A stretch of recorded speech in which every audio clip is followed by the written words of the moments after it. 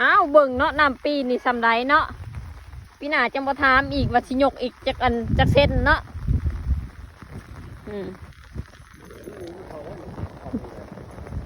เกือบบ่ทันสิคันนี่กะเกือบบ่ทันเสียนี่กะ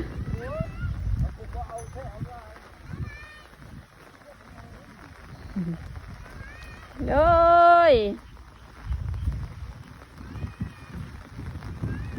ลึกอันนี้น้ำปีนี่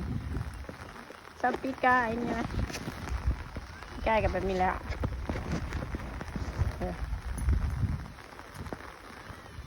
เอ้ยมาขอบ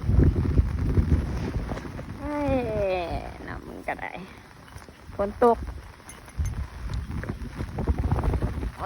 ก็เลยปล่อยซะคิดว่าฝนสิเศร้าบ่เศร้าปล่อย